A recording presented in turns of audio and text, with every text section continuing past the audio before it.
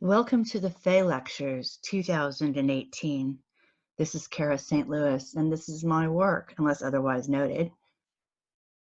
First of all, welcome traveler and friend to the Fae Lecture, which really is both the logical outcome of the research on social engineering I've done for so long now, and the logical precursor to the lectures and the book called I, Magician. I, Magician is the third volume in the Imagination Chronicles. There are two rather important windows to open here before we begin a discussion of the Fae in earnest. One has to do with an urgency that must be applied to any discussion that helps us understand and remember ourselves again. One thing we never get is all the information, the real information, with which we can make real decisions. The single most important new variable in our lives is what is now known as the Great American Eclipse.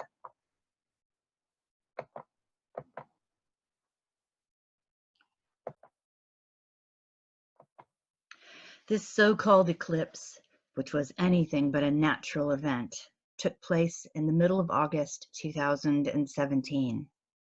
In fact, it seemed exactly like the eclipse that cut the USA in half just before the start of World War I. However, this eclipse was no eclipse. It was an E-splice, an etheric splice that re-seamed the boundary between the organic world and the artificial intelligence, inorganic hologram, together so well that it has become that much harder to tell one from the other. In fact, we really can consider it to be a line drawn in the sand.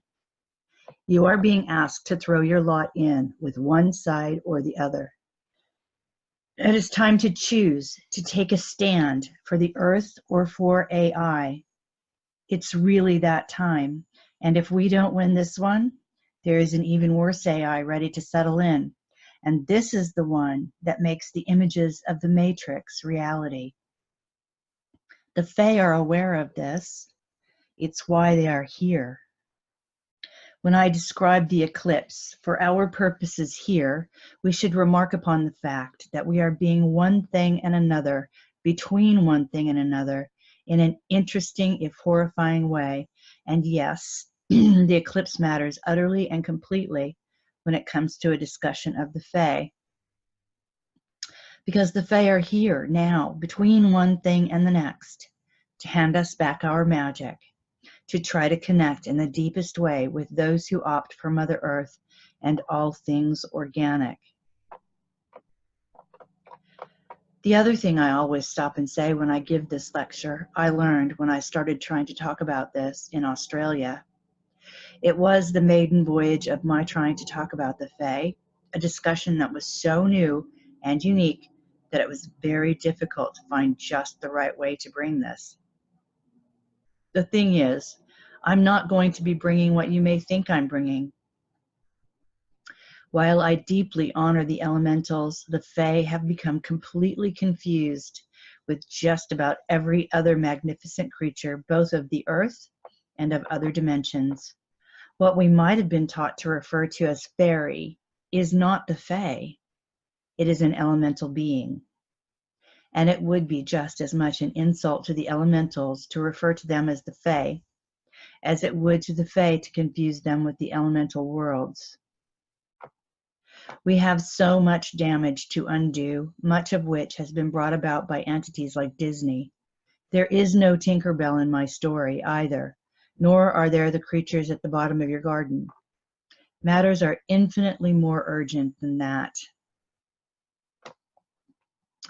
We have said that the time is now, the time is critical for you to make a decision. What we are saying, in essence, is it's time to step back into your birthright. We are at this critical point in time because we have been put to sleep. We have severe amnesia induced from entities outside both ourselves and within nearly unexplored inner dimensions. Because if we were to ever remember who we really are, setting things right would be immediate. None of these influences is outside our ability to dispense with, and rather easily once we understand the true situation.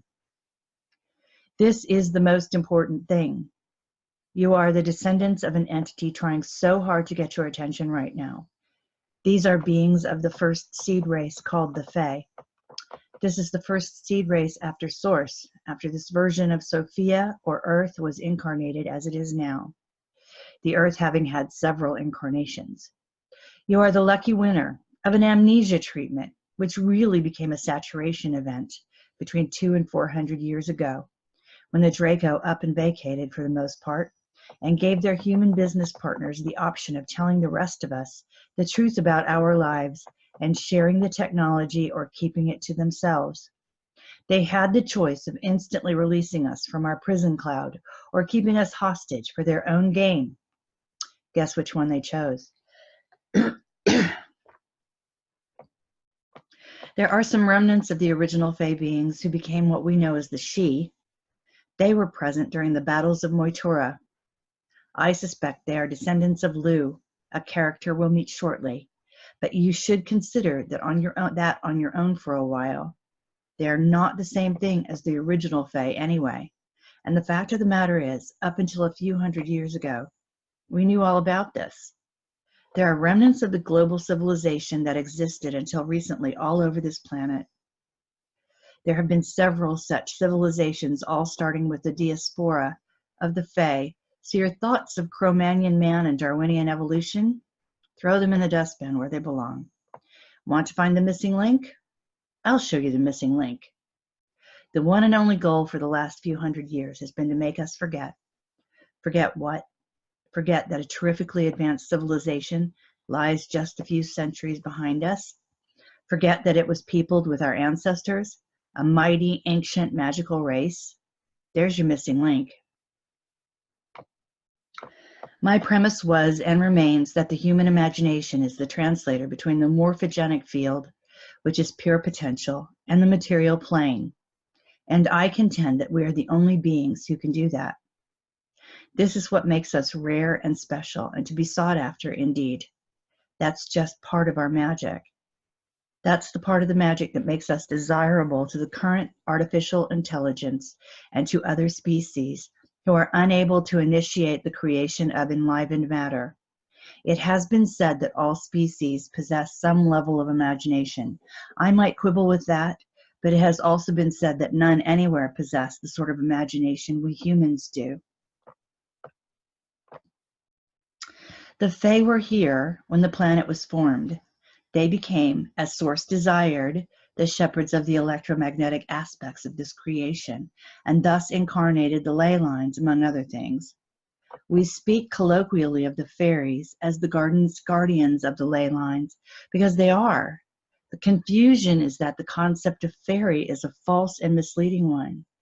However, that's coming later. The bottom line, though, in terms of what I need you to know about yourself, is that you are the inheritors of the magic from the mightiest beings this planet has ever known. I need you to understand that you, right now, have access to that power within yourself.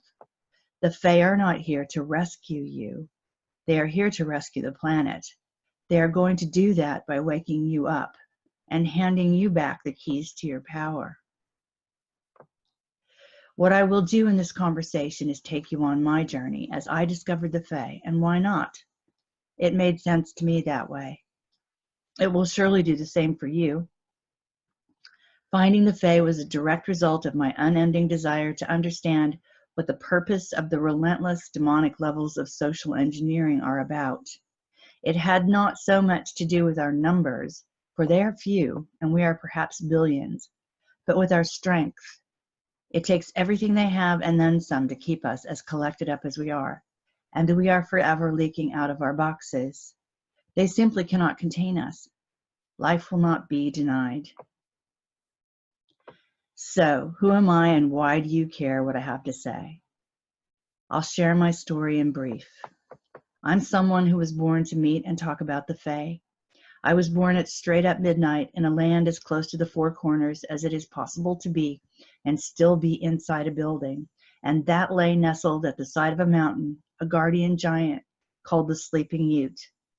The mountain itself is sacred to the Ute Indian tribe, which is just one of several tribes natural to that bit of land. I was brought into this world of waking up mixed with radical thinking by my relationship with my mother and her tragic death. That opened the door to investigation and research that eventually led to a long look into social engineering. I've learned that I've been one of many who has been the subject of a lifelong study and attempted manipulation by the military, although it isn't really pertinent to this tale. Each year, more is revealed to me. For those of you who have some relationship with the idea of a Waldorf school, let me tell you that one of the most powerful pieces of evidence of the existence of the Fae and their place in history that I have for myself as an old Waldorf teacher or Steiner teacher is that in these schools we teach history in the order of appearances. They are known as epochs. Rather than teach 12 straight years of American history, which is just brainwashing, this structure allows the children to incarnate properly. We call it the recapitulation of history. Anyway, the one year I could never figure out was first grade or class 1. It's based firmly on the fairy tales. Well, guess why? Guess what came first? The epoch of the Fae. As I said, it was the search for understanding of the ill-intended social engineering that set my feet on this path. And it was a collection of hints from different researchers, all of whom shall be properly acknowledged in this talk for their life's work, because I am a stickler for that put the puzzle together for me, up to a point. Then there came a time when pieces started falling together in ways that can only be attributed to my own clairvoyance and intuition, my relationship to the Fae, and my destiny. So what are some of the so-called areas of hard evidence? Well, we have etymology, astronomy, archaeology, anthropology, mythology. I started with etymology in the beginning, which is a well-defined and well-accepted avenue of exploration in terms of history. The history of language is a beautiful little trail of crumbs across both time and geography. I tried several times to bring the so-called hard evidence first. Time and again, I proved to myself that this is a lifeless method, completely unenlivened, and I feel more like I'm beating you with a baseball bat when I do that than when I start with a story. For this is who we are. We are storytellers, and it is in that our magic lies. There is no magic in science. Technology and magic are mutually exclusive. There are also a couple of junctures in my narrative where we run into contradiction. I always acknowledge these moments.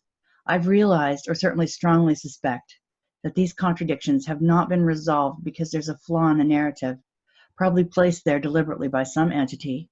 Could be the Draco, could be the so-called parents. Would have to be a very, very strong entity, and that leaves most non-humans out. But it is there, this binding or hindrance, and I will find it and undo it. Maybe through the telling of the tale this time and in this way. It is preventing me from receiving something that it's being sent to me, and so suddenly it has weight and substance and form, this block. It's now only a matter of time. These things dissolve upon discovery. As they say, the center cannot hold. So let us begin in the only way that makes sense to who we are, with the story.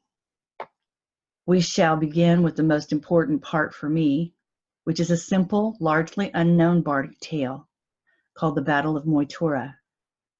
The story is actually about 2 battles. It is very important to understand that places and names have almost certainly shifted. The current location we now call Ireland could well not be what was known as Erin or Ireland in the distant past, or even the not so distant past, or it could be one and the same. Some say there have been many civilizations and arrivals from elsewhere. Some have the great epochs in one order and some in another. If we concede that these things may be true, for example, someone just told me that the Draco civilization concerned itself primarily with the desert. I believe it was said the Sahara Desert. Then we can feel free to park them elsewhere for now and try to unpack this gesture, this event, this esoteric geography that has intimately to do with the Fae. First, one listens to this tale with the ear of a storyteller. It's a lovely story by the fire of a winter's evening, told by a bard in bardic fashion. Beautiful. A story that works on you in the way it's meant to. Then it occurred to me to see what would happen if I looked at it literally.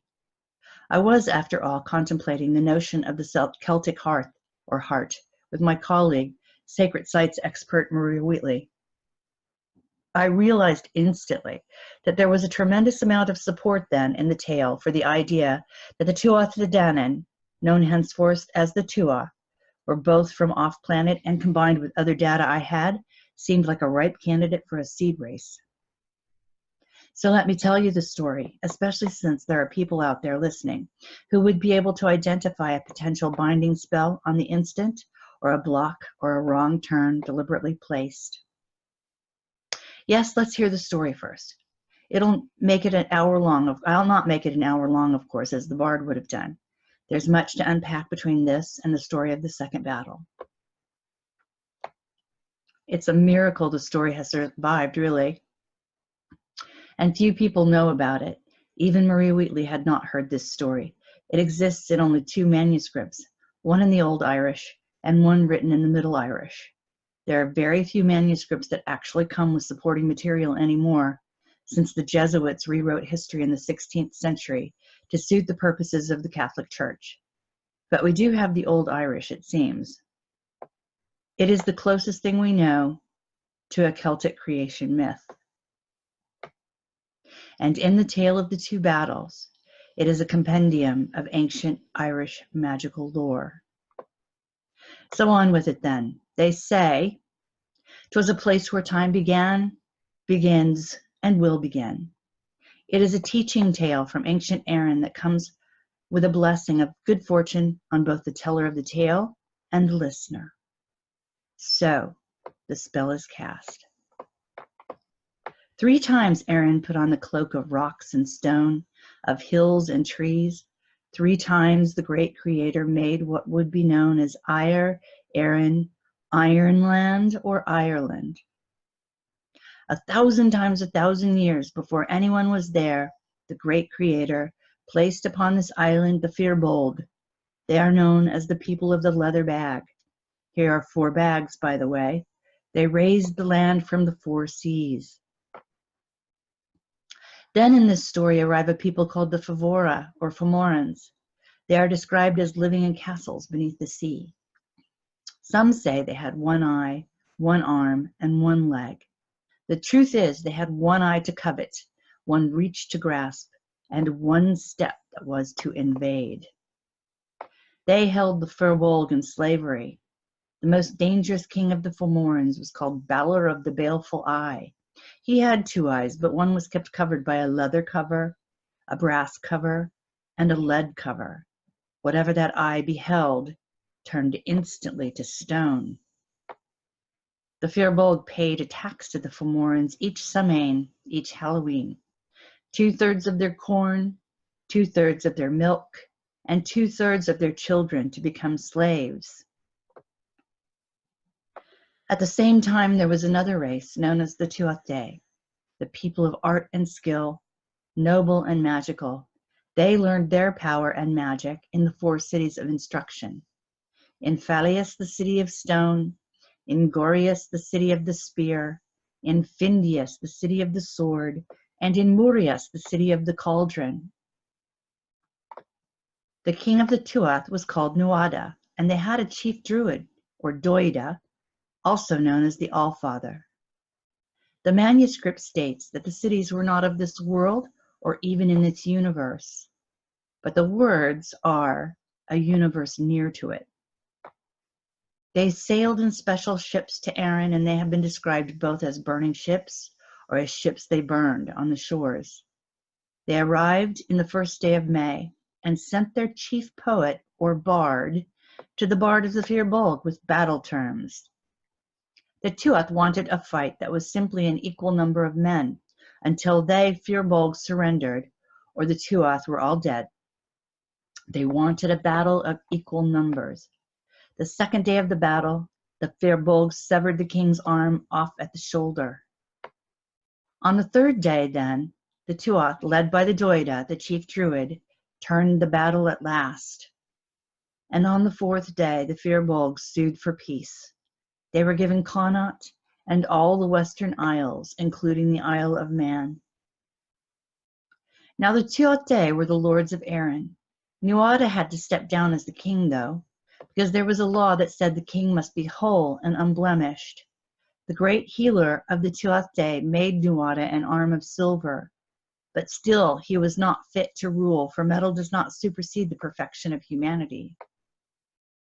A new king was chosen, a man called Bress, or Bress the Beautiful, who was half Fomoran and half Tuatha, because they thought it would be good for peace, the peace of the land.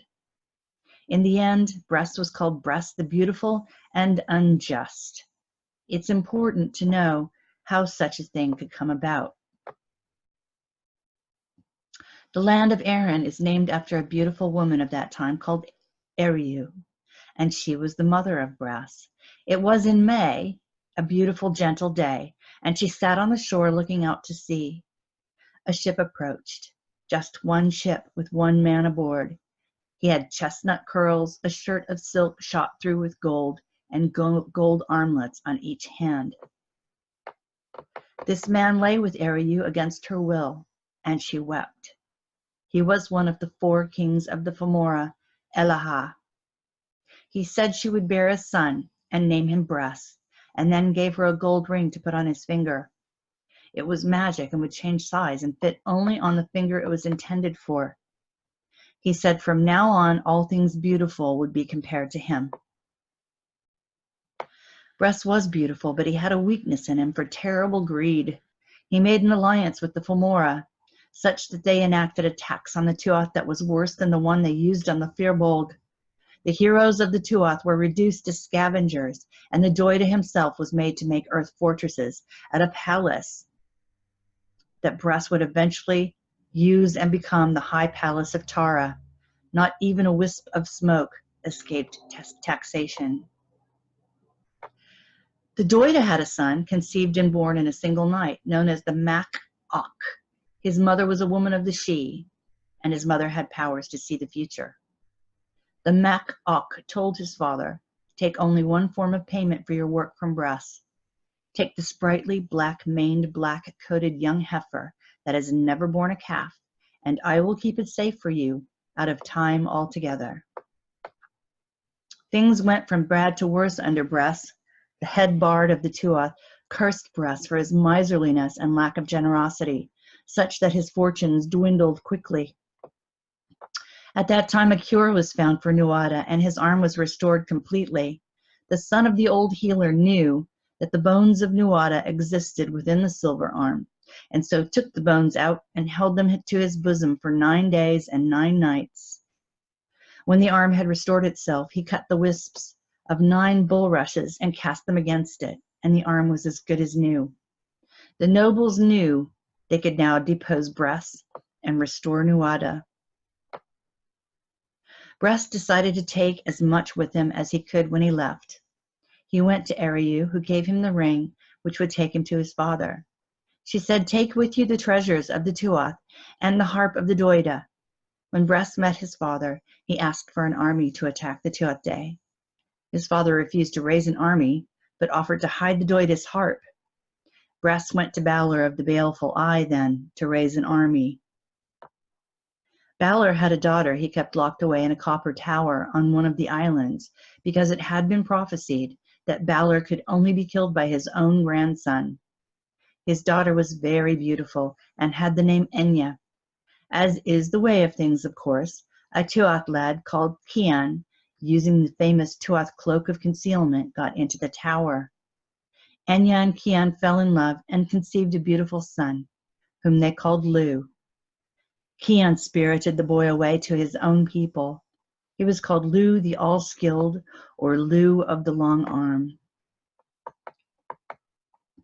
So chanced that one day 3 women cloaked in black feathers from their heads to their heels came to Lu and handed him a spear, the spear of Gorias, and said, you and you alone are fit to wield it.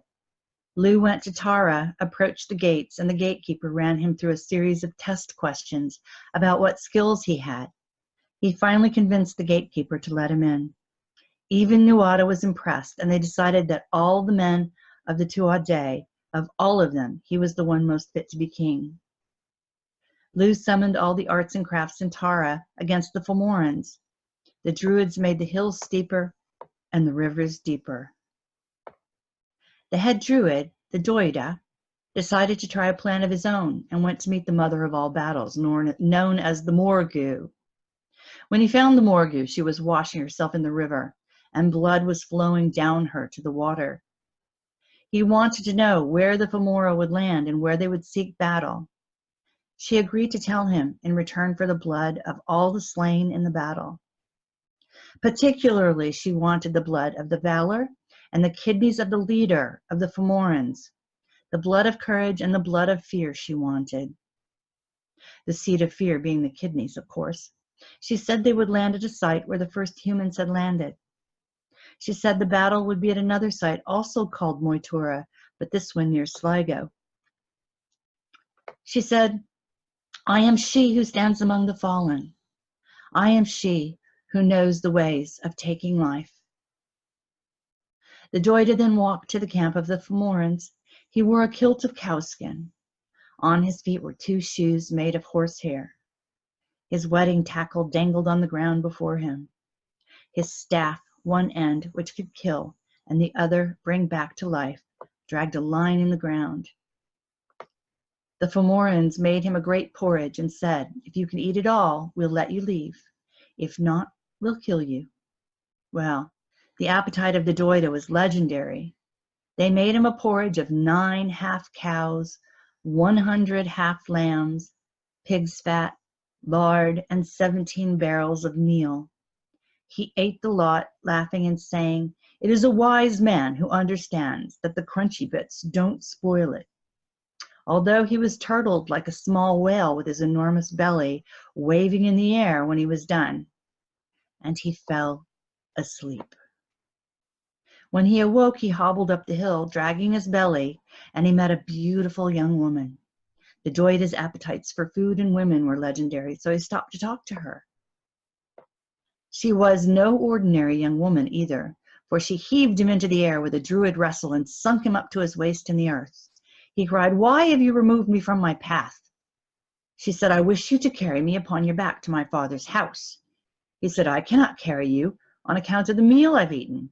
Then she struck him in such a way that the meal left his body forcefully through both exits. Carry me, she said. I am under a magical obligation not to carry anyone unless they know my name, he said. Well, you're the Doida, she said. That's my position, not my name. His name was Fear Ben. Carry me, Fear Ben, she said. That's not the entirety of my name, said he. Well then, she said, what's the entirety of your name? Fear Ben Baruch, fool for a woman, lively for the age of him, scorned outcast, muddy laborer, paid with 1 calf, instructed in the 4 cities, lord of the 3 wheels, sage of the knowledge of waters, lord of the grove, lord of the animals, sage of the stars of heaven, all-father, crowned with staghorn, crowned with green leaves, rebirth of the world. And some names that cannot be said in words nor understood at all anymore. So he carried her, but not to the house of her father, for her father was the chief warrior of the Fomorans himself, and they coupled, and the signs of their coupling can still be seen on the ground of Erin today. And he said to her, I will go now to the battle. You will not go, she said. Indeed, I will go, he said. You will not go, she said, for I will be an oak in every pass against you. Indeed, I will go, he said, and the mark of my axe will be on every oak forever. You will not go to the battle, she said, for I will be a stone in every river crossing against you. But go he did. All this time the forces of the Fomora were gathering and stretched 5 miles down the shore of the northwest part of Ireland. Valor of the baleful eye strode amongst them like a scythe through the corn, strewing dead to the left and the right, seeking for his grandson, Lu. Lu said, "Arrow Troy, battle come a fire. Say, Fae, foe, foe." Balor said, "I recognize that voice. It's the voice of my grandson." He strode towards him, preparing to raise his baleful eye. The Morgul had given to Lu a special weapon, the only weapon that could kill Balor, a Talith of War, a hardened ball, clay composed of 5 ferocious animals, the sands of the ocean of the east, the sands of the ocean of the west.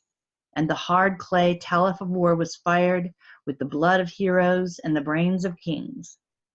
As Balor raised his baleful eye, Lu cast the Talith in such a way that it pierced the baleful eye right through Balor's head, and the tide of battle turned against the Fomorans. The Fomorans were vanquished there and then, and later of the battle, Lu said these words: "Until the stars of heaven can be counted, sands of the sea, blades of the grass under hoofs of horses, the flakes of snow of every storm in the history of the world, until these shall be counted, the dead of Moytura will never be counted at all." Elaha, one of the 4 kings and father of Brass, was among the slain, and the harp of the Doida could not be found. Luckily, the sword of Tara was captured, and this sword had the nature that if it were clean and unsheathed, it would answer questions, and it was able to reveal where the harp of the Doida was concealed.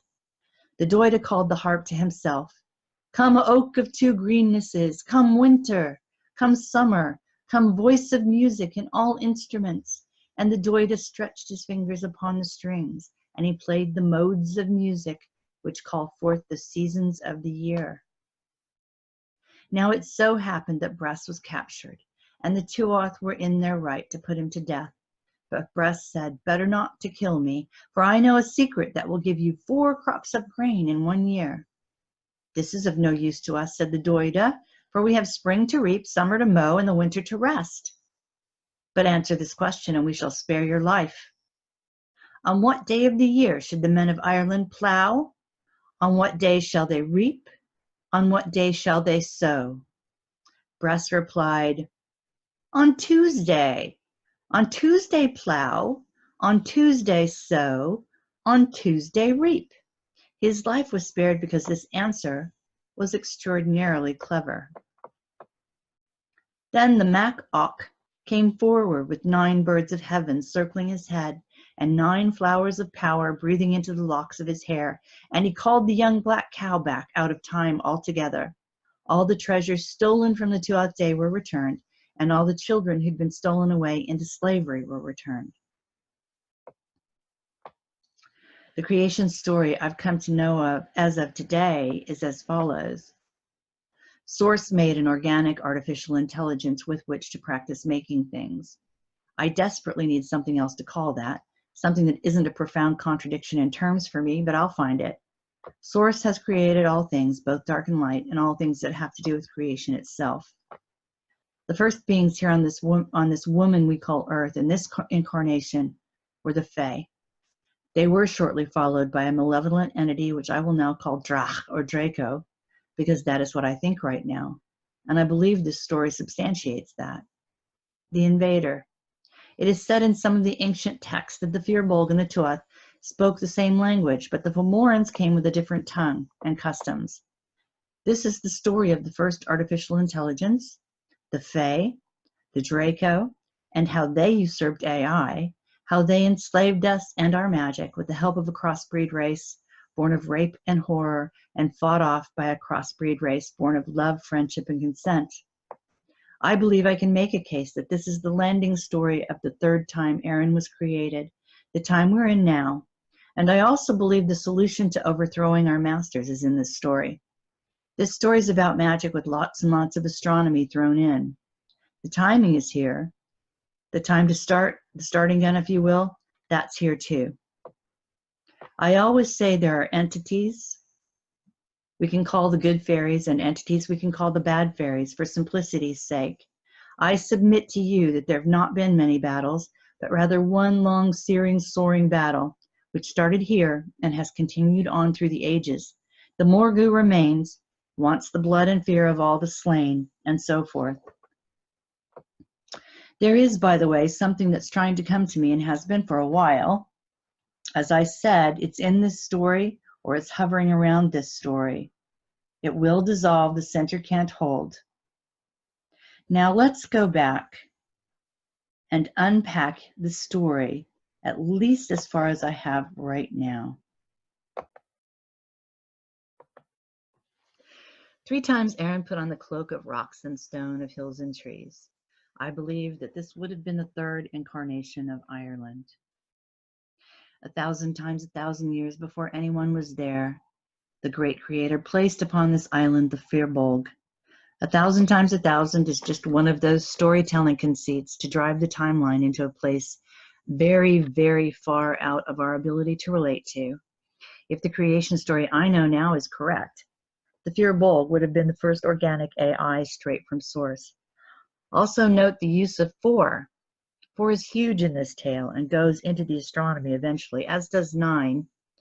This may solve one of the contradictions I come to later, as I'm quite certain that the Fae are capable of using entire constellations as little post-it notes, as they love to do, little hints for us to find, breadcrumbs, so to speak. The Fomorans had supposedly come from castles beneath the sea. I've wondered if this part of the tale could indicate that this happened at the time when we were leaving the Lemurian age.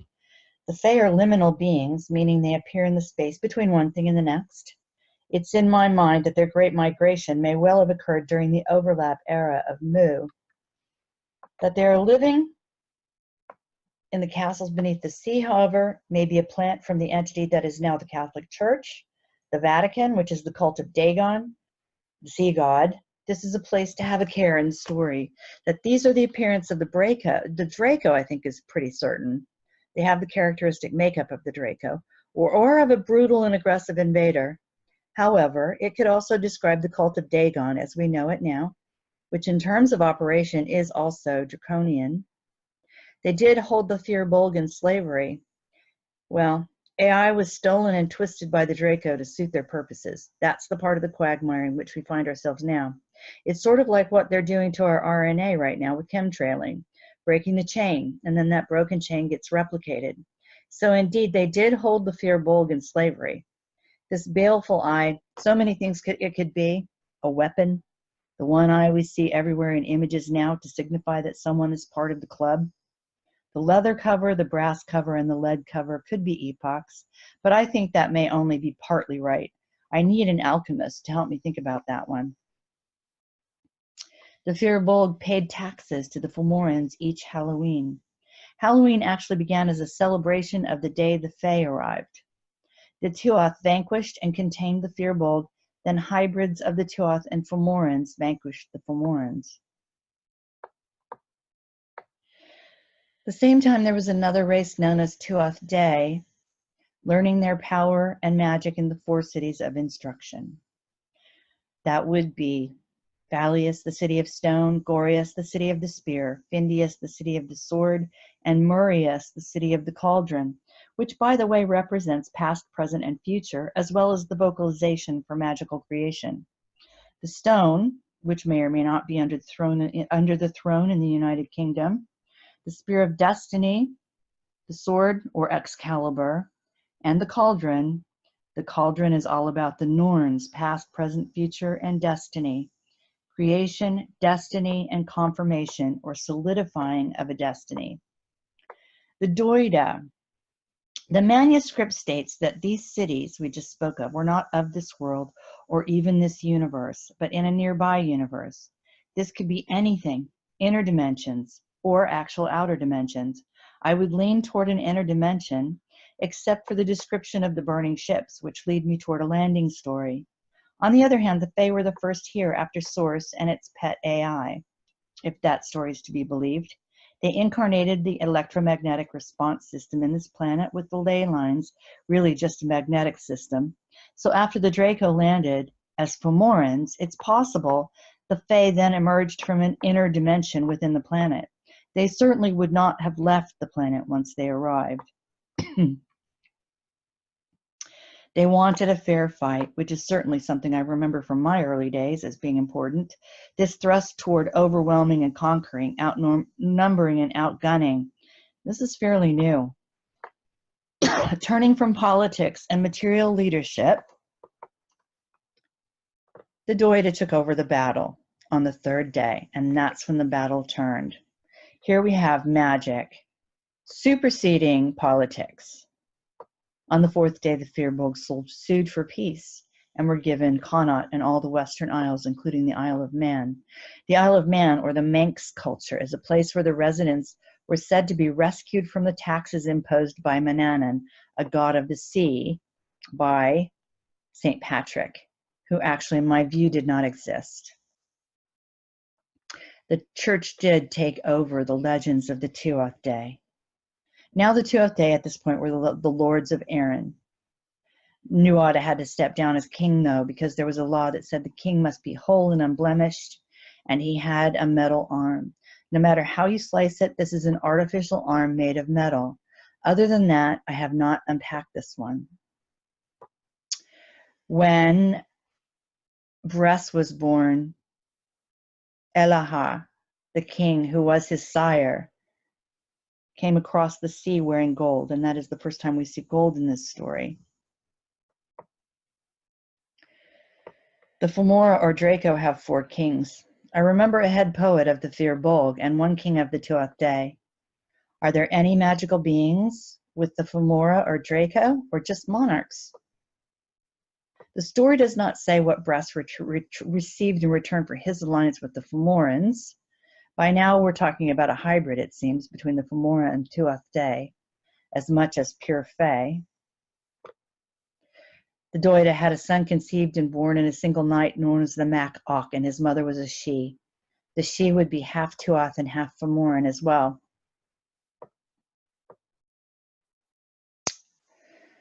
At the time when Nuada was restored to the throne, his arm was restored by the son of a healer.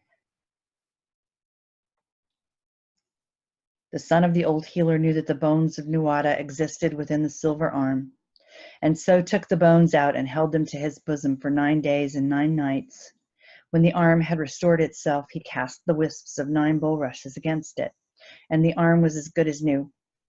The nobles knew they could now depose Bress and restore Nuada. 9, 9, and 9, of course, the ever-present bulrushes too. 9, 9, and 9 being basically a lunar month.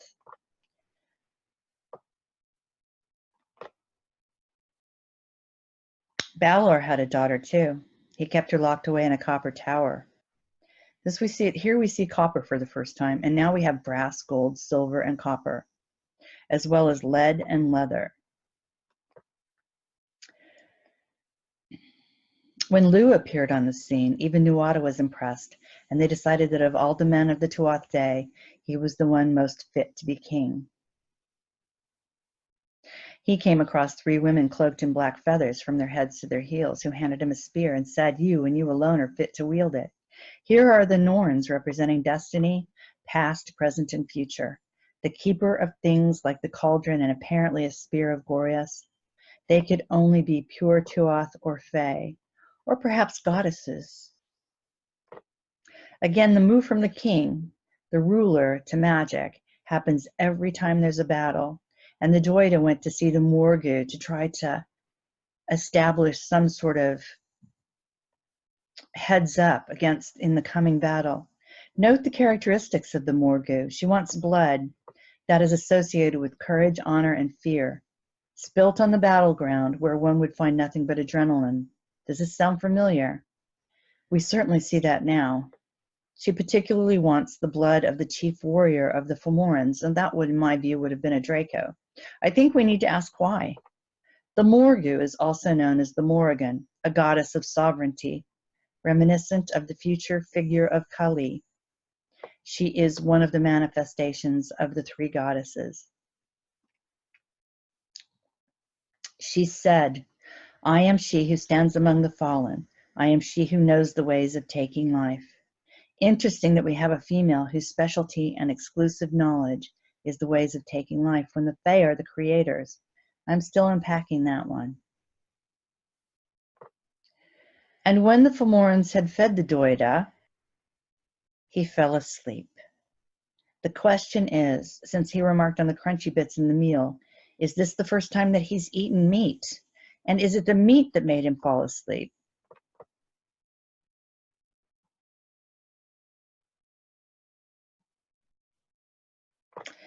My reading of the story here eventually comes to this. Lu said, "Arrow Troy, battle come a fire, say Fae, foe, foe." My reading of the story here sees Lu of the long arm invoking the Fae in battle against the foe.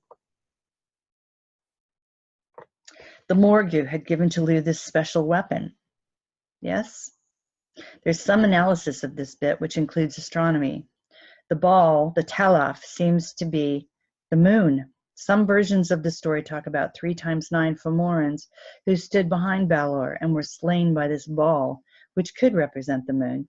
The 27 could loosely represent the lunar cycle if Balor stands for the onslaught of the false Apollonian mystique, Apollo the sun god, and Lu of the long arm representing, in fact, Orion with his arm high in the sky. For me, if we can take the astronomy seriously here, we might date this battle, or even understand the convergence of stars in the heavens when the Draco are vulnerable to defeat. I would need a real astronomer to unpack that as well.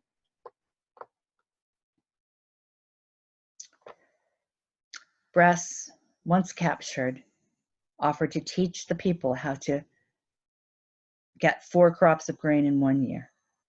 I do think that given what we are up against in this century, and the last, in terms of the havoc wreaked upon nature, the earth, and ourselves by forcing the maximization of crop and commodity and animal yields to the point where the very earth herself is shrieking in agony, we might have a look at this so-called gift that the Doida and the Tuath turned down, understanding the health of things, and the balance of things, and the rhythm of things. The humans left behind by the Draco did not turn it down, but rather used that technology and continued to try to wring the earth unto death, together to produce, produce, produce. I found this bit to be very interesting.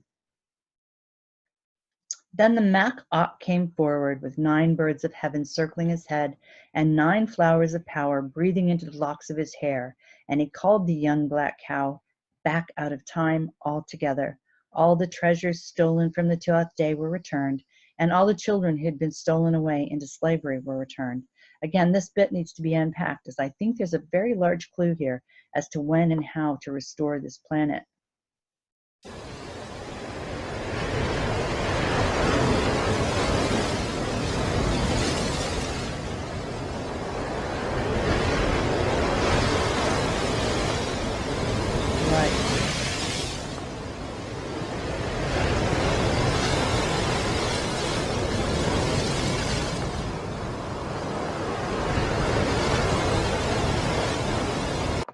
How far back this all goes. The Tuath Day, otherwise known as the Fae, and their descendants of mixed blood, known as the She, inhabited this island for time out of mind, really. How far back it goes is constantly being altered by discovery and by intuition. Some say 300 million years ago, this earth came into being. Just today I saw that in Israel, a settlement clearly built by what is known as Homo erectus, that's us, has been unearthed and dated at 500,000 years old. So it does seem that an archaeology and anthropology captured by the social engineering of the 20th century is being forced to admit that not everything is 4,000 years old or dates back to 4000 BC. You'll notice this date now that I've said it. Much has been made of the physical appearance of the Tuath Day.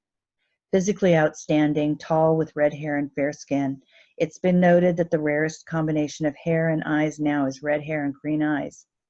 Periodically, I notice that some gathering is being held for redheads around the world, and I cannot help but wonder, given the obsession of the current overlords with genes and gutting us magically, if these are events to avoid. Avoid exposing your direct lineage like that, which appears to be an expressing itself utterly in this lifetime. They continue to live, principally, according to the legend in the Boyne Valley, where the goddess Boann would have held sway over the Boyne River, with their capital of being Tara. I'd like to finish the tale as I've come to understand it, before moving on to the next topic, which is the goddesses and the feminine gesture of the Fae and their creation. Ireland was, as you must know, never overrun by the Roman armies. The Druids were a force to be reckoned with. The Romans, an offshoot of the Draconian infiltration. The Fae may have vanquished the Fomorans or Draco, but the Draco never left entirely. That was simply a description of game on, so to speak. 'Twas not until the Catholic Church or the Vatican, having buried their cult of Dagon, or the fish and sea king, under the guise of Christianity, turned their attention toward Ireland that we had a problem. However, we cannot consider the Fae to be vanquished. There was a moment in time, a real twilight time, and in-between time, when they retreated back into the earth, and I believe that decision was mutual.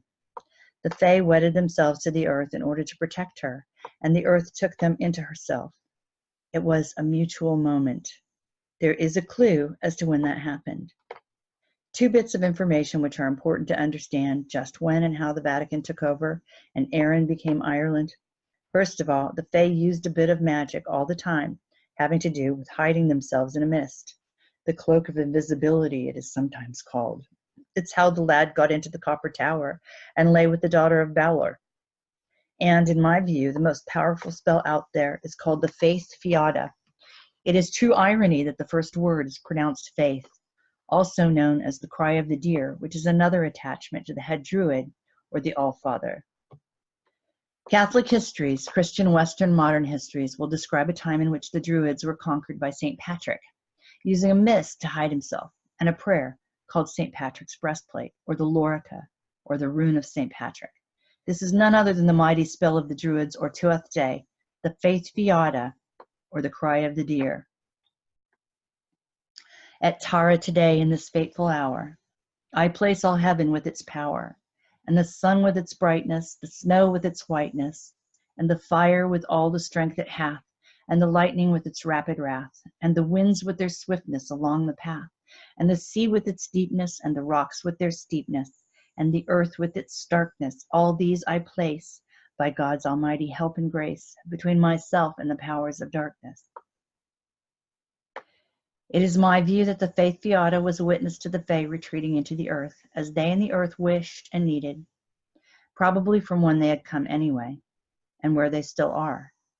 For me, it seems certain that whoever or whatever came into Erin at that time was enough of a threat to the earth to require this incorporation of the Fae back into her. They are mentioned now in Ireland as the old people who were driven out by the church, but we also know them as the high people, the noble people, or the gentle folk. In retrospect, meaning based on the entirety of the evidence I've collected, we can say that the Fae were a feminine culture. They were creation itself here on the planet by permission and empowerment of Source. Creation and birth are by definition womanly.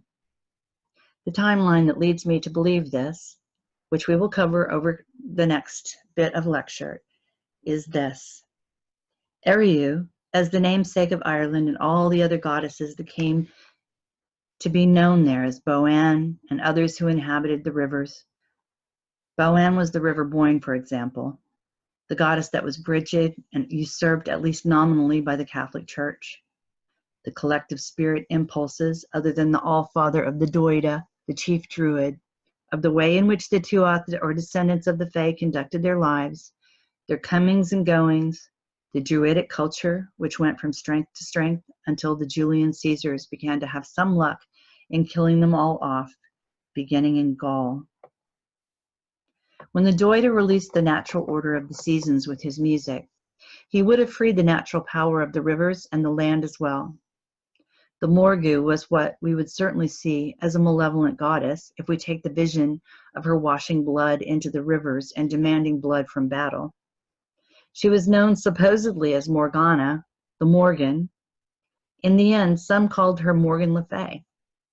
However, we always have to be careful that we understand that the Fae then and now do not operate under the manufactured constraints of a code of human behavior, and so we know them as amoral, just as we should consider the elementals as amoral. They have no use at all for a code of behavior that matches ours. I'm not trying to introduce the principle of relativism here, though. The goddesses of ancient Erin had not just to do with the waters, but also with the land and with the succession of sovereignty. The Norns certainly must be collected up into this idea of goddesses. They dealt with matters of destiny and sovereignty, the past, the present, and the future, and were clearly the keepers of the cauldron. The cauldron represents the larynx in the end. The Norns would spit into it, and vocalizations are how the Fae and ultimately the Druids and Tuath did create this world as they went. Using the ley lines, which we will get to, and the power of the frequency of their voices. One of the reasons, by the way, that the predator tries so very hard to vanquish and snuff out oral histories. One of the most powerful remaining is the beta, which is recited aloud. I assume the rumor that the UN intends to move to India has something to do with snuffing out that magic. The names anywhere, many, Matcha, Bronwyn, Dana, Boann, Bodkatha, Celtic goddess of war, mother aspects of the triple goddess. She symbolizes life, enlightenment, wisdom, and inspiration. Sister of Matcha, the Morrigan, and Anu. The name of this goddess means boiling, battle raven, and scald crow. A mother goddess and part of the trio for which Ireland was named, including Eriu and Fotia, or Fotla Bab's cauldron boiled with the ever-producing mixture that produced all life. It would have been Bodkatha who spoke to Lu and handed him the spear of destiny. Eriu, then, in this sort of scenario, would also have been a Norn. Backing into this tale of the Battle of Moytura seems to allow us to name the Norns, which is something I personally have not come across. Bridget is quite important. Had she not been of supreme importance, then the Vatican would not have stolen her away. First of all, let us consider the visual evidence of St. Bridget's cross. This would be the 4 again, which I could spin, I suppose, if I wanted to. The 4 leather bags of creation, the 4 cities of instruction, the 4 seasons restored by the Doitus harp. There will be another piece to the 4 when we consider a very important bit of astronomical evidence, which I believe now to be a signpost in the heavens for us, rather than a place of origin, which is of the power of the Fae, the 4 cardinal directions. The importance of the number 4 is endless. Bridget was the daughter of Boann, a river goddess and goddess of cattle. There was a young heifer released, one who had not borne calves, kept out of time altogether by the Tuath healer, and returned to the Doida after the second battle of Moytura. That healer was Angus Mac Och. You may remember his name. And he was in truth the son of the Doida and the goddess Boann.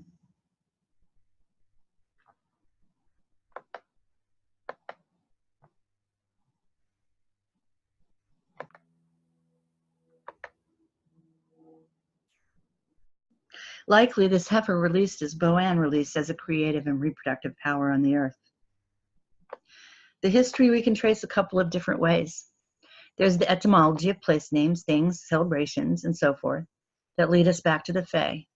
There's also the history of the all-out assault on the feminine aspects of this world, beginning with the usurpation of Bridget, which became Saint Bridget, and whose day, the 2nd of February, is celebrated in distinctly different ways. Some of us still celebrate Imbolc. Some of us celebrate Candlemas. Some, the Christian St. Bridget's Day, and even here in the USA, we have the ghastly Groundhog's Day, which is actually quite pagan if you think about it. There are ways in which the Fae have made themselves known over the centuries since the Catholics overran Erin, and almost all of that has to do with feminine apparitions. You'll notice I'm quite deliberately avoiding the word female, as that also is an invention of the Vatican and their maritime law that reduces us all to herds and commodities. The word feminine is better if sometimes it jars the ear a bit and seems slightly improper. Additionally, there are ways in which magic has always carried the hint of the word Fae in various languages around the world. Feticieras means sorceress.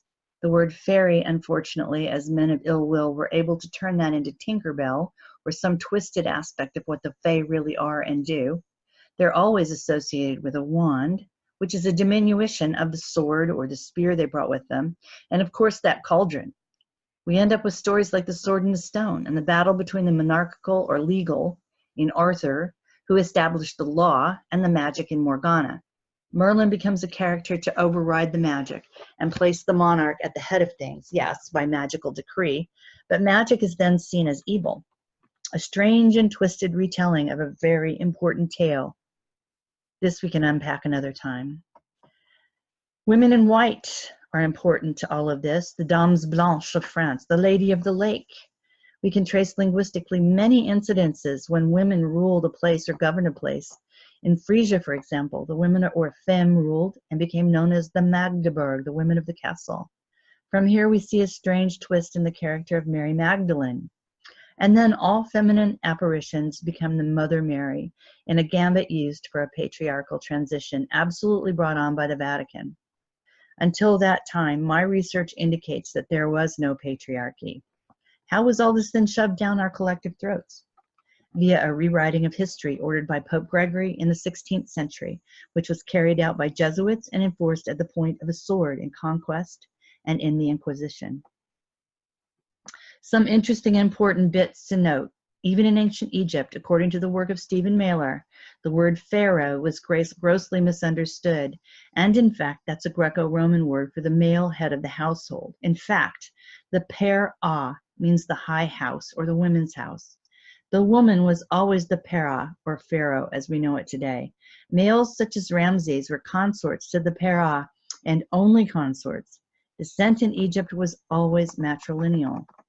The Battle of the Boyne was supposedly the reenactment of a landing used masonically to overtake the English-speaking world by enacting a ritual on the Boyne River against Boann. Read about that in Ireland, Land of the Pharaohs, which could be read as Ireland, Land of the Per-ah, actually, the women, the matriarchy, the Fae, the high house of the women.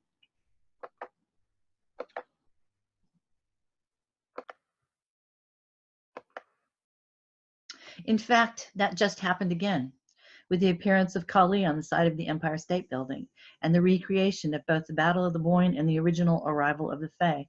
But this time was enacted by CERN in preparation for the Great American Eclipse. The art was made by a person called Louis Psi-Hoyos. Psi meaning particle physics, Oi meaning a boat to convey along a stream or river, and OS meaning operating system. And we understand that that call for artists from CERN a few years ago now, a Masonic ritual, an AI ritual. Anyway, we have lots of etymology to look at further along. But I would like to have a look at some of the astronomy. This is one spot where we get confused, and certainly I did for a while. There's a symbol older than time, really. The oldest known example of it, to my current knowledge anyway, is 40,000 years ago. What we know as a swastika carved into a rock. This symbol's ancient, and it's one of the most positive symbols that ever existed, no matter what anyone of the second half of the 20th century believes. Remember, please, that the swastika looks an awful lot like the cross of St. Bridget. In fact, this symbol is one of those breadcrumbs left us by the Fae, and the one I think is intentional is as follows. The Big Dipper constellation sits in front of Ursa Major. As we go through the seasonal cycle of a year, the Dipper appears to revolve around the pole star. Right now that's Polaris, and as it goes around, because of the shape of the Dipper, it forms a swastika. This, combined with the avalanche of cultural and archaeological evidence of the fact of the swastika, leads one to see a very strong connection. Now, what does that have to do with the Fae? The bottom left corner of the bowl of the Dipper is a planet called Vecta. Nearby to that constellation is the planet Draco, actually. I used to think that this meant the Fae came from Vecta, but I think now, knowing they were the first non-artificial intelligent beings here post-source, that does not really line up with coming from a planet. The ancient manuscripts say they don't even come from this universe. But this is a being powerful enough to enact this sort of clue for us to find for sure. And by the way, if you try to research the word Vecta, you come up with some sort of East European word for call girl. Considering the smearing of the feminine since Rome, this does not surprise me, and simply adds to the evidence that I am correct in my view. What I might have called the astronomy of this story, I believe can be boiled down to some hints. One, I think there's a recipe buried in the Battle of Moytura for when and where to throw off the yoke. These are dates or times for all of the above that we can come to via astronomy. Second, I think the Fae left a big post-it note in the sky for us to find and verify that they were and are here. The trail now leads to inner dimensions both within us and within the earth itself with the aid of the esoteric study of water. Hence, Boan and Morgu in the river are huge parts of this story.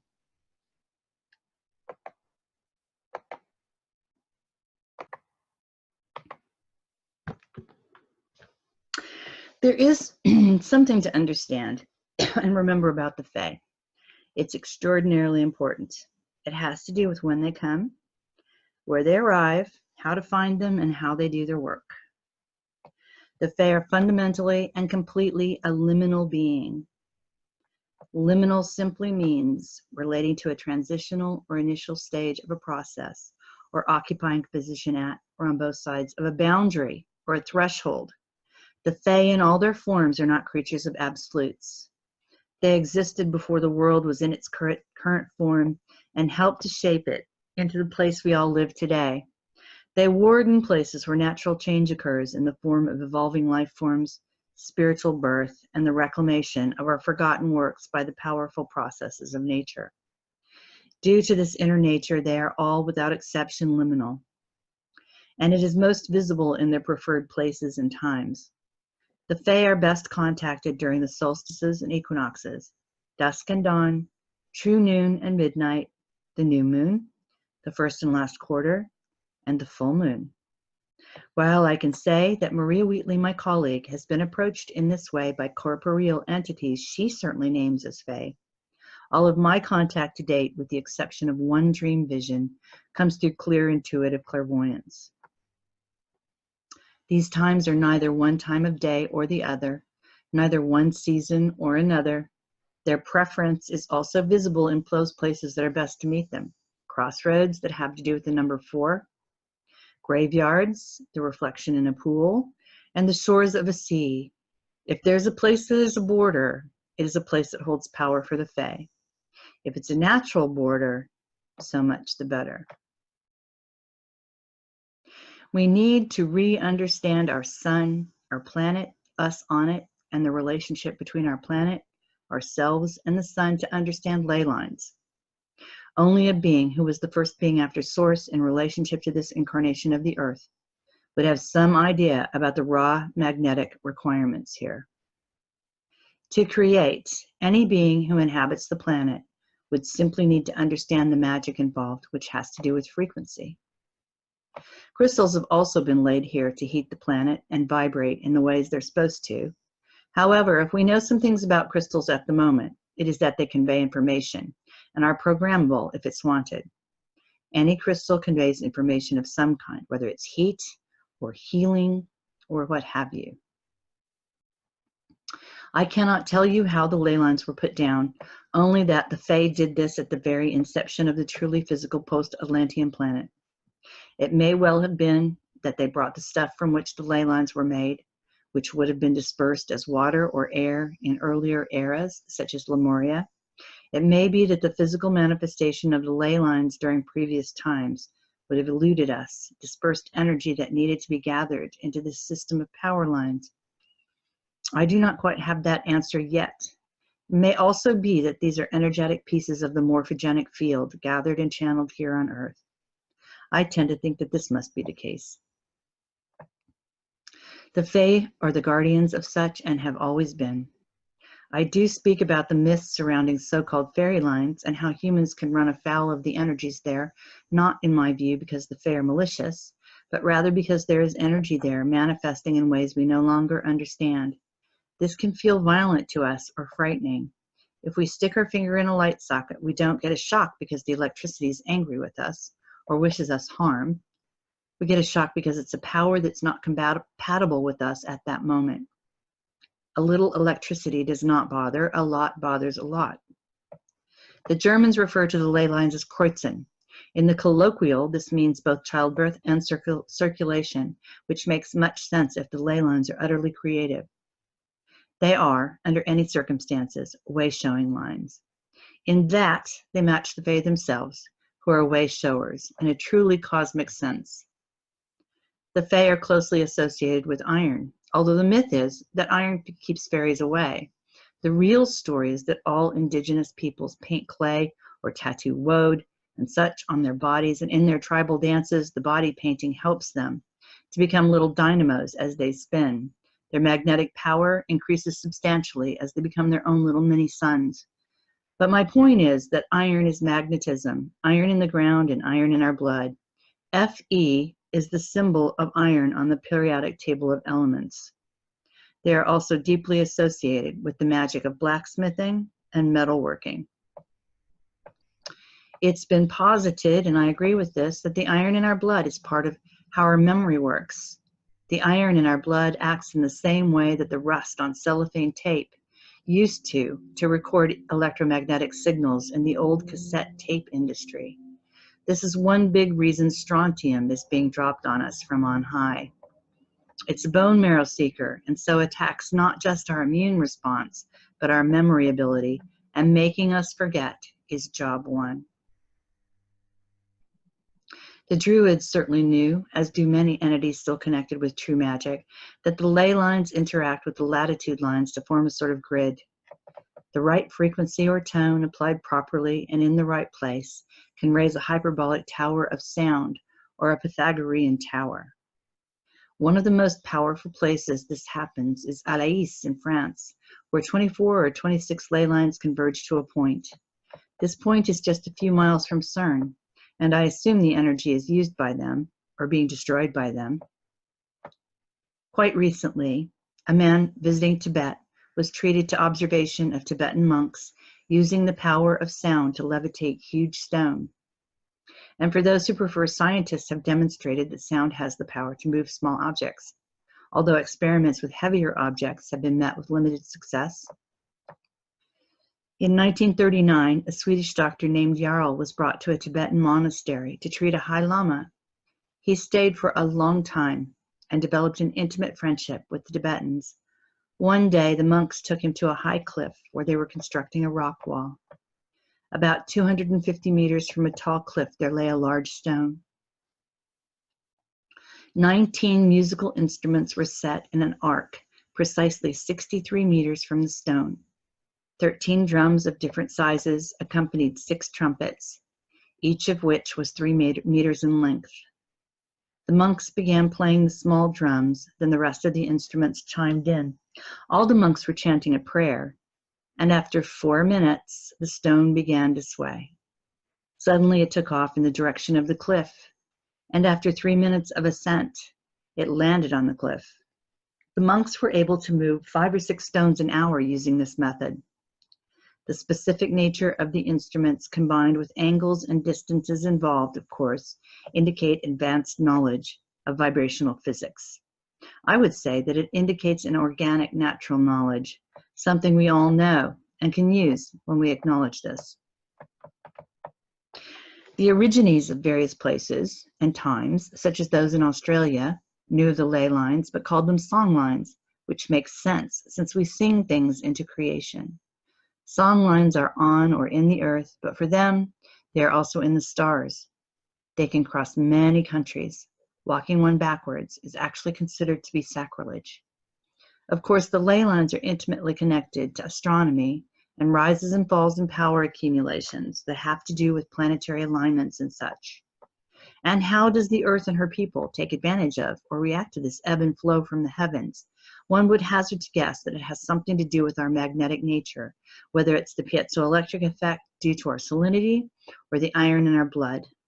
The sun itself imparts information to us via our skin. Of course, most civilizations have their own terminology for this sort of thing. In China, as well as in Britain, we speak of dragon lines. In Britain and Europe, we also have Mary lines. There are everywhere spirit paths and so-called fairy paths. Frankly, the clues to the Fae existence corporeally on this planet are endless. They come at the between times, and they do come. They ebb and flow like the water, like the effects of the planets. Certainly, the corruption of ley energy by entities such as CERN would bring the Fae to our recognition again. The corruption of the air and water would bring them, despite the fact that these are the provinces of the elementals.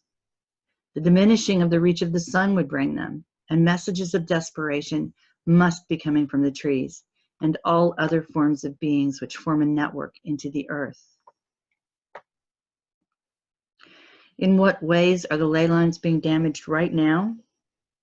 Ever since roads crossed leys, and more importantly, the dragon line earth currents were cut through, which the Chinese describe as amputated, the energy system has been affected. The building of roads have cut the dragon lines. Clearly, you have groups who imposed their wills on the system and abused it. Himmler set all the concentration camps, for example, on the red and white energy currents. This is where they got the color for the Nazi flag. Then you can feed into those lines so much pain and fear, and the energy reflects that. Placing power objects on these currents after a sacrifice holds the energy like an anchor. Sound also acts as an anchor, especially if there are standing stones on the line. Tall buildings stab ley lines. The New World Order used negative global grid systems for the placement of prisons and orphanages, using ley lines for energy farming, just as they use sports stadiums and such. Much of the most compelling evidence that beings of a truly higher order were active on this planet until quite recently have to do with archaeological and anthropological evidence. Scientists throw up their hands and we scratch our heads at the idea that amazing building works exist, and if we are to believe what we've been taught, we as humans are not capable of erecting them. Cultural customs cross boundaries in seemingly inexplicable ways. Unless, of course, one considers the idea that there was a recent global civilization whose only differences had to do with environment. If one dispenses with the Darwinian impossibilities and accepts that sophisticated human beings have been on this planet for eons and eons, then there's no longer any need to wonder. In terms of archaeological and anthropological evidence, we have many angles to research. Yes, there are communities built that require far more intelligence than the supposed development of our skills would have been at the time. There are actual civilizations which have been erased from the history books. There are uncanny cultural similarities, which range from the farthest north to the farthest south. All these things point to an intelligent, sophisticated, and ancient global civilization. Yes, there was a catastrophe which caused a global flood. We think 10,000 years ago, but remember, history was altered in the 16th century, and the accepted dating techniques are rubbish. One of the most noteworthy considerations is that while often building techniques display engineering, we don't have a grasp of any more, much more is made from using the natural, magical, and highly advanced resources already here and already in place. Really, it is such propaganda to teach us that the little metal prison cells we've built for ourselves are advanced.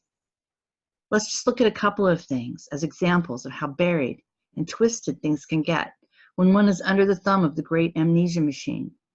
I have a couple of archaeological examples, cultural examples, civilizations that were not only erased from our memories, but a couple that were made to go to war against each other, which is normal for the predator.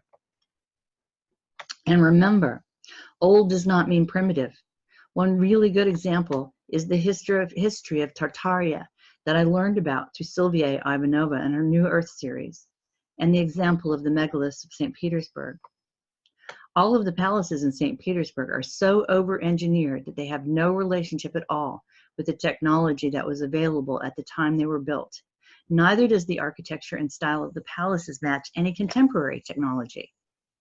St. Petersburg was the final capital of the last bit of an ancient land known forever called Tartaria. Scientists today claim intricate buildings and megaliths were built by a people using tools softer than the stone of the buildings or the sites. Knowledge of how these things were actually done is being recovered. And frankly, these are being blown away as fast as we can find them in the so-called Middle East wars and the Ukrainian Holocaust and so forth. Much was lost in Iraq, for example. It's all about keeping us from remembering. To consider the over-engineered shafts and often megalithic tunnels that are all over the world and are of uniform design. These look like they are parts of technical installations, and they are found all over the world. Sites include Egypt, the Caucasus, Sydney, Central America, South America.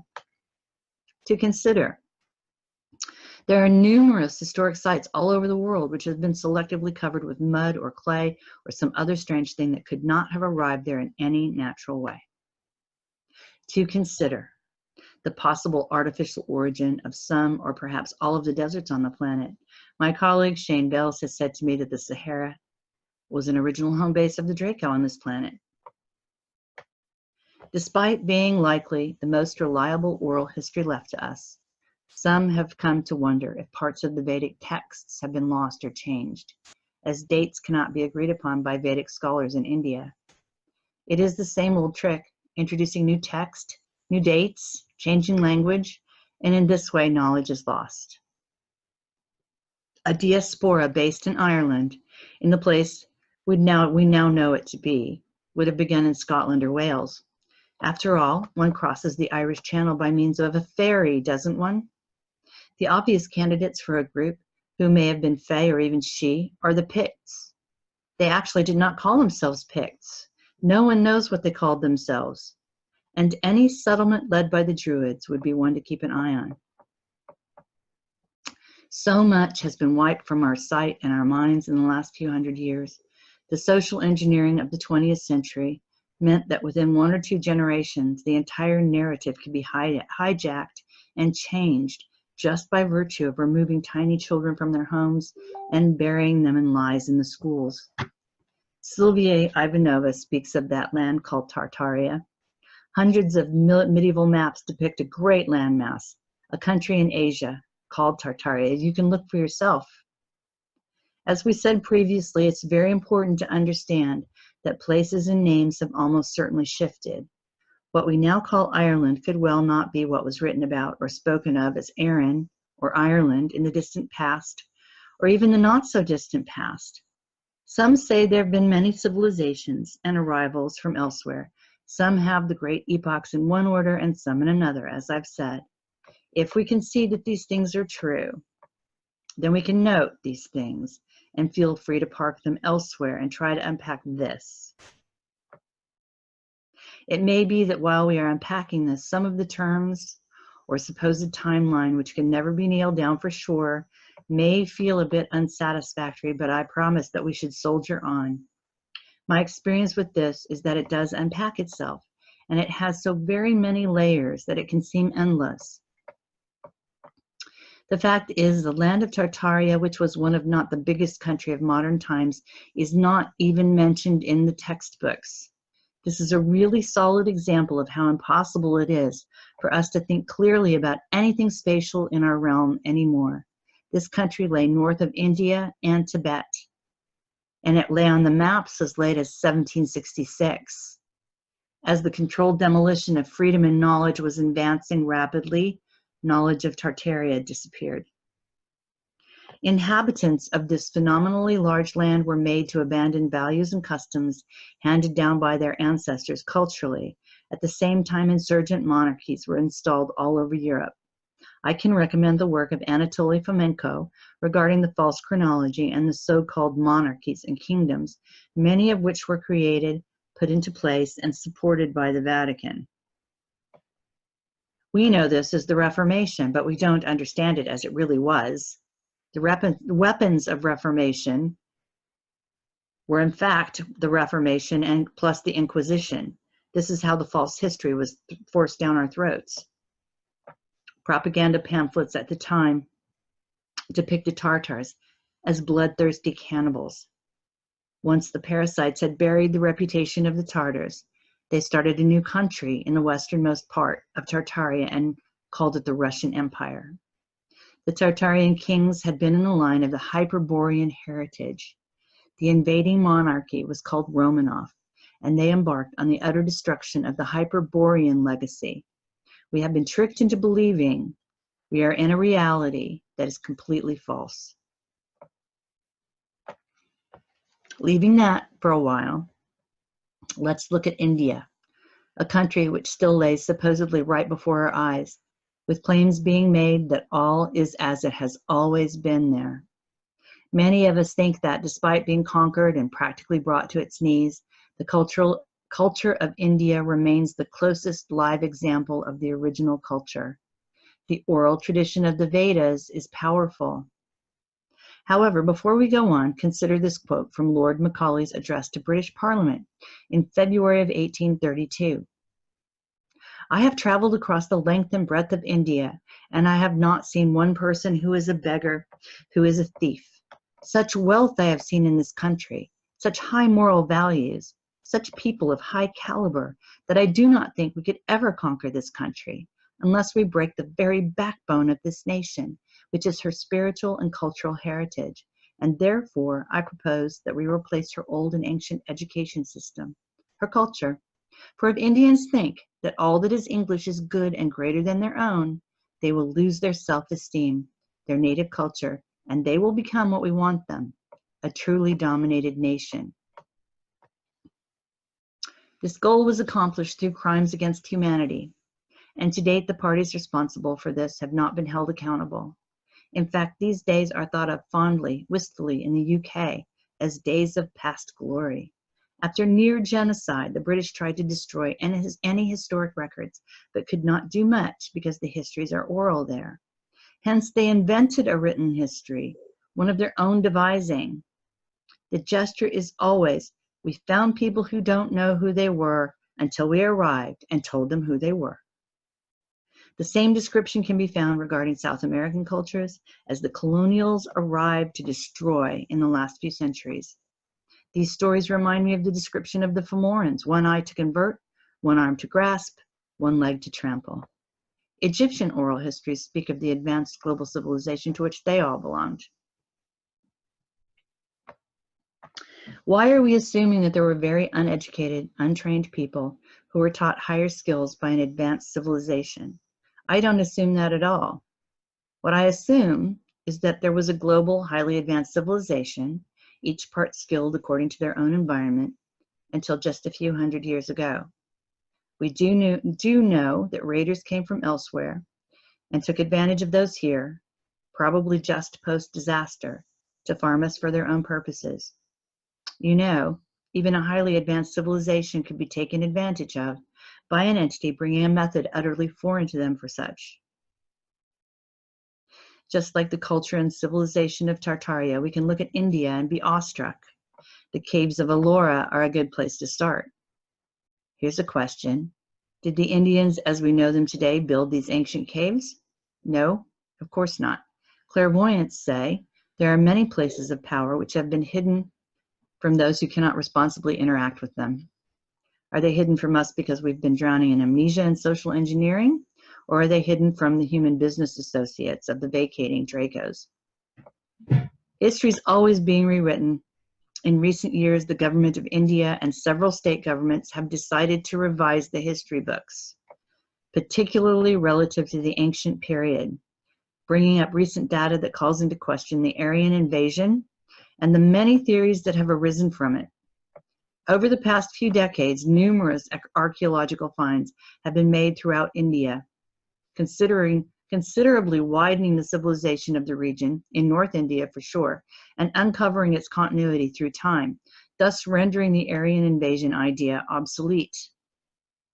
It is often the case, no matter where you dig, that the older the temple or structure, the more advanced the technology. In fact, there is evidence that up until a few hundred years ago, there were people who could just manifest things with their thoughts. There is another culture whose origins appear to be solely bound up with India, also reliant on a 100% oral tradition, which is kept secret from the world at large and very, very identified with the blacksmithing trade that bears examination here. It is the Rom, or Romani people. They were kicked out of India for blacksmithing, which is in many circles seen as magic, as sorcery. Here we're right up against iron again. Music has been one of the prime contributions of the Rom. They sing about an ancient homeland that they yearn for but cannot remember. Such a truly human thing that is. The music of flamenco, by the way, is an offshoot of their folk music. Based on the etymology of their language, their diaspora could have looked like this. Supposedly, the language base is Sanskrit, hence of Indian origin. Genetics demonstrate a distinct connection between the Rom and the present-day warrior classes of India. The language reflects bits of dialect from several Indian regions, and so seems to suggest that the original group was assembled in some way for some purpose. The primary diaspora from India would have occurred around 900 AD, when Islam was spreading west and east. Some think this was a warrior caste collected up and called the Rajput, sent from their leaders to drive Muslims from their borders. Gajet, the term for a non-Rom, literally means civilian or non-military person. The layers of foreign words borrowed from others leave a virtual map of their travels. They originally moved in a straight line across the coast of the Caspian Sea, passed through Persian linguistic territory, pushed across the foothills of the Caucasus Mountains to the north coast of the Greek Byzantine Empire. Supposedly, it was here that they took up the profession of metalworking and blacksmithing. When Constantinople fell, they were carried on the crest of the wave up into Europe at about AD 1300. They went to the Balkans first, to Moldavia. These areas were backward in the skills that the Rom possessed, especially metalworking skills. They became so essential to the economy that laws were passed making the Rom property. Some escaped and continued west. Their arrival sent shockwaves through Central Europe as they were dark-skinned and spoke a language no one had heard before. But by pretending to be Christian pilgrims, they survived. Suddenly, groups of Rom began to arrive in Europe, not only with titles, but with imperial letters giving them safe conduct. It was at this time that stories started to circulate that some of the Rom had practiced paganism in Egypt, and so these had been sentenced to roam the world in penance. This smacks of the church rewriting history, in my view. Rome oral tradition maintains that they are the ones who brought knowledge of how to manufacture muskets and cannon. By the middle of the 16th century, about the time history was being rewritten by the Jesuits, Europe had turned on these people. Laws were passed to keep them out of cities and towns and even away from the wells and pumps. They turned to stealing to survive as they could own no land. Modern scholars of Rome history will say that the Romani have an excellent education system based on oral tradition and not on the written word. They need only to be able to sign their name and know how to read a road sign, so to speak. But they teach their children to think on their feet. Children and the institution of the family have always been of paramount importance.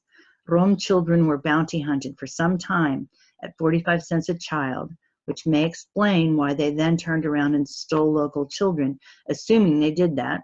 Here we have that fairies stealing the babies bit. The gypsies, as they are known now, travel. At least many of them do. And so do the Aborigines of Australia. This makes me think again of dream lines, song lines, and ley lines. They say that the Aborigines of Australia are still in dream time and so will not survive. I imagine that will not be the case with the gypsies. And just as a sidebar, by the way, the word artifact was originally an anatomical term meaning artificial conditions caused by an operation. It began being used in archaeology around 1875.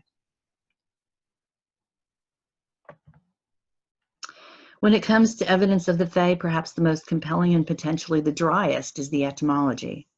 This was brought to my attention by an engineer living in Germany, who's in his late 80s by now. His name is Erhard Landmann. He has a mind like John Nash, you know, the scientist from A Beautiful Mind. He saw patterns everywhere. And in the end, he realized we were talking about something that was present all over the planet in every culture. The evidence can be PHE, FE, FEY, FAE, FAY, and even PHAY, although I've only seen that once. The thing about Landmann's work, though, is that the etymological evidence, say of a place name, was often combined with evidence of a feminine apparition or figure in the same spot.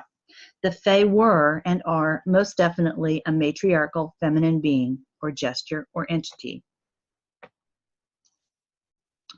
Landmann was looking for an entity to blame for the disappearance of people everywhere. His overall theories were fueled when he discovered the evidence of the Fae, and he determined that all the so-called extraterrestrial abductions, that is, the unexplained disappearances and reappearances, were conducted by his version of the Fae. This is not a theory I subscribe to. In a nutshell, he believed that the Fae came from a planet called Vecta in the constellation Ursa Major, as we've already discussed. You can still watch him on YouTube if you speak German, but I will warn you, his lectures are those of an engineer, dry as paste.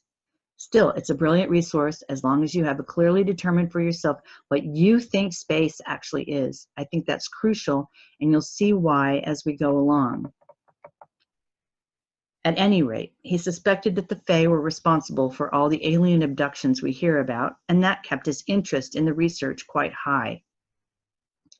Some people have picked up on the Fae just for that reason. It bolsters their idea of creating a sensation from alien abduction, and suddenly everyone is talking about the Fae. They have no proof, mind you, so that's going nowhere.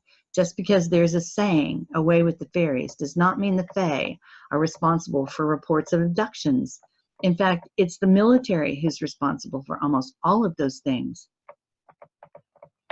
However, Landman did some fantastic work on the etymology and the images of women that are associated. Because of the marriage of these two things, it can be extraordinarily difficult to separate the language from the land and its spirit. The true meanings of holidays are a case in point. Therefore, I present Landman's work as a piece. Inevitably, the words and the road maps of the words lead us into the goddess culture. The goddess culture lacks a fair amount of specific flavor unless we met and contemplated what I consider to be the most important bardic tale, the Battle of Moytura, which we have considered at length. Then we're in the so-called mythology, and we are deeply into magic, because the bards were on a level with the druids for a very, very long time. And so the story itself can be a bit elusive. It can be very difficult to unpack a thing that is so tightly woven together, like the entirety of the AI trance. There are lots of things I'm still unpacking, which is why I will undoubtedly have to put one of these out every year. Now, how does etymology work, and what can we know based on those tracks in time? Well, simply put, etymology concerns itself with the origin of words. In the end, when we rediscover magic, this will become terrifically important to us. For now, it leads us to evidence of the Fae in all cultures everywhere through the spelling of words. The letters that create spells we call words, and the incidence of words containing some form of the name Fae mean that the Fae are being mentioned all the time worldwide. Borrowed words create a trail of breadcrumbs. Most cultures have their own etymological dictionary. The Urban Dictionary is just such. These link up with the anthropology and history and linguistics, all the recognized sciences deeply supported by etymology. Through words, we can trace history and melding of cultures and changes in attitudes, belief systems, religious constraints, political constraints. I mean, there's no straitjacket more secure than that of political correctness, which has to do with what words we are allowed to use, which, among other things, is just a lovely way to remove the inherent magic in our spoken word, the dance of sentence construction, and so forth. Erhard Landman pointed up lots of language evidence coupled with some sort of profound feminine aspect, almost always at the place where X marks the spot. If you want to get into this in great detail, you can. I've got a book out that I put together with Maria Wheatley called Guardians of Blood and Fire, The Search for the Celtic Heart. The evidence is in French, German, Spanish, English, and so forth. I'd like to lay out a series of facts that appear to have no connection at first sight. For thousands of years, there have been fairy tales, tales of fairies, and they're so deeply ingrained into different languages that the word fairy tale is equated with tales about fairies, as in French, the contes de fées, or in English, as in the fairy tales. Not only are there a lot of place names which are derived from the fairy, as in Feyenoord in Holland, Saas-Fee in Switzerland, or Feendorf, Feenau, Saas-Fee, Bergfee, Urfee, all of those in Germany. There are a huge number of words that have been received into everyday language for everyday use, which is true for all languages without us realizing at first glance that they're dealing with the term fairy. Urfee is located near a town called Magdeburg, the city of the woman, or Mary. Ur means original, and Fey, well, Fey means Fey. In most languages, the word for fairy is equated with the word for sorcerer or sorceress. As we've said in Portuguese, the feiticeiro is the wizard and the feiticeira is the sorceress, both of which mean fairy, and these always carry a magic wand. That is a rod, a metal rod, with which they can cause electrical forces to conjure mighty things, like in the fairy tale of Sleeping Beauty, where a wicked fairy can put the entire workforce of a castle in sleep, and thus override their natural defenses. According to Landman, the same has been reported thousands of times by people who claim to have been abducted by UFOs. As I've said, I do not subscribe to that theory, mostly because I think it's a misinterpretation of the words space and universe. And remember the 4 items of the Fae: a cauldron, a spear, a sword, and a stone.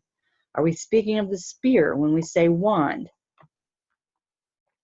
Linguistically, this finds wonderful proof in the fact that the English word saint equates to sankt in German, which means to sink or to come down or to descend. The Tuatha, after all, landed in fiery craft. Thus the word sancta, to sink or descend there, became later, after the confusion of tongues, converted to holy in its allegedly Latin version. So the phrase all sancta, which originally meant the fairies from space came down from the planet Fae, all sanctus, was rendered into the alleged Latin term Feast of All Saints. The phrase Cepheus comes from the planet Fae, today also equated with, designates a star constellation or the alleged Greek god of sleep, or Phaeus, from the planet Fae in the Ural, or the name of the old city. Ephesus, the god of darted to the planet Fae, do offer such references to us. But could not interpretation like comes from the planet Fae means simply comes from the Fae? The and all, which could be the morphogenic field or the original creation story, which stated that the Fae come from the next universe and were the first after source, or indeed. Now, let us briefly turn to the phrase Fae, F-E-E, by using linguistic analysis, but limit ourselves to German, English, and French in this endeavor. Whoever could protect themselves from the wand of the fairies was gefeit, or invulnerable. The word feign thus means to be protected from the Fae. The English feign, F-E-I-G-N, denotes deceptive, hypocritical in what the dark fairies effected with their wands. The Portuguese feiticeiro, of course, comes from feiticeiro, which is the deceptive fairy, since with her wand she could do not so much conjure up things as to command powerfully devastating forces with her spell. The expression feint, F-E-I-N-T, means the deception, and the deception underlines this. Fetch is a ghostly doppelganger. Feet stands for heroism, and fear uses the same Fae root, and R supposedly denotes the craft. According to Landman, the AR is the spacecraft of the Fae. The word fetish notes that the fear of deceiving the fairy has led to great veneration. 'Tis certainly an unhealthy obsession, a fetish. The old tales of all nations about fairies tell us now and again that the fairies, or some evil fairies, do kidnap little children, or sometimes replace them with ugly, nasty children. Here, I think we want to remember the tales of the gypsies and the bounty on the heads of the gypsies. The German language has coined the term Wechselbalg for this phenomenon, known as changeling in English and changeling in French. This event must have happened countless times throughout the centuries and across the world. Well, there are thousands of reports of abductions by UFOs where exactly the same thing happens. Fetuses are taken from pregnant women, or a male abductee would be forced into intercourse with the so-called blonde fairies from a spacecraft. This prompted me to explore the meaning of the word fetus, similarly and correctly spelled in a number of languages, and I could not have been more surprised. In addition to the old German word mentioned above, Täuschen, which means to pretend or deceive, which often gets mentioned in connection with fairies, there is the word Tussen, to swap, or in Middle High German, Tuschen, again to swap. A fetus, therefore, alludes to an exchange, possibly the interchanging of unborn children by fairies. My view is that this sort of thing is far more likely to be conducted by the military or those involved in MK Ultra programs. Nevertheless, one notes the similarities of the words Täuschen, Täuschen, Tuschen, meaning to replace and cover up. In Norwegian, fairies and elves are known as alfar, those that travel far into space. Alfar or ins alfaren. The word changeling is also rendered in other forms such as Wechselkind or Wieseling, all means space in German, by the way. Let us now turn to the evil fairies who eventually seized power globally sometime between the 9th and 13th centuries, which also coincides with the great diaspora of the Rome. This would coincide completely with the period of time which has been called into serious question in terms of the standard chronology. It is anything before the 9th century, which cannot be verified, and anything prior to the 16th century, which cannot be depended upon as true at all. This would, to some extent, explain the dismissive behavior of officials, governments, politicians, and religious dignitaries of our time. Where do the terms serfdom and feudal rule originate from, and what do they impart? In most languages, the word is more correctly rendered as feudal instead of feudal.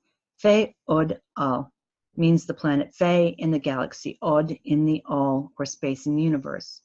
Or it could be the Fae from the galaxy Od in all. Since the planet Fecta is located within the Big Dipper or Plough, then if we want to accept that the Fae are from a planet in our galaxy, which is not what the Irish tales say, the galaxy of Od would be our own Milky Way galaxy. All of the above could be true, and still the Fae could simply have left a clear hint, a breadcrumb, by virtue of the name of that planet and the Dipper's yearly formation of a swastika. F-E-O-F-F, feof in English denotes vassal. Fae also denotes genetic material or wage payment, fee. Feud is the dispute, the feud. The revolt of the serfs against the evil lords thus led to the feud, to battle. Serfdom, in French, sauvage, which comes very close to a meaning implying slavery, was therefore introduced by the evil beings of the galaxy Od from the planet Fae. My research does not support this. However, the Draco tendency to invert everything and turn it on its head makes this interesting because the corruption of a tale can tell us something too. Here are some interesting words in connection with the term fairy. So, Felix does not only stand for the Latin word the lucky one, but L-I-X, better L-I-C-H, stands for the planet's surface. Fae Lich is thus the surface of the planet Fae, perhaps, or perhaps the light of the Fae. Fecundo today means fruitful in many languages, but Kundo, or Kundo with a C, is the ambassador, the herald, the angel in Anglo-Saxon, the announcer or messenger from the planet Fae. In many fairy tales, fairies, goblins, and gnomes were addressed. Fetiro, the cousin. A fight with the fairies was Fehtan, F-E-H-T-A-N, or which means fencing. The German term for the sport fencing, Fechten. The word vehemently, vehemens or fehemens, the Fae leads them into the otherworldly all, stands for energetic, vigorous, or stormy during the launch process of the spaceship on its voyage home to the otherworldly universe.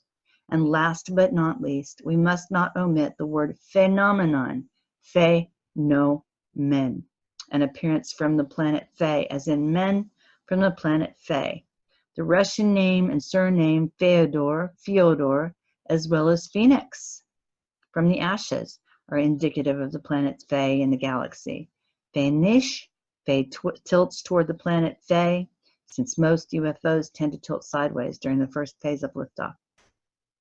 Let us not forget that the the all, can absolutely mean inner dimensions as well. Irish mythology is teeming with clues. There are the Fae Argus, the the harsh fairy, whose spacecraft is the Con Fae Argus, the Con All. In this line of thinking, the Kun All is the wedge-shaped spacecraft. And there's this phrase, Fae Argus Fiod Flioda, the Arg, or harsh or bad or dark fairy, flees to the planet Fae in the galaxy Od. Is it flee, or is it flee to, or is it just flee? Obviously, the departure and return of fairies from space was always celebrated, and that not just on Halloween. The word festival attests to this fact. It reads, Be stib all. The fairy stibbed on into space, sputtering, aufstieben, originally meaning kicking or to fly up. Likewise, fete, F-E-T-E, comes from the fairies. The home of the fairies is supposedly Avalon. It's the owl, AU, or the watery plains in the space above. Spacecraft are called vet or phet, P-H-E-T, or vehiculum in ancient texts.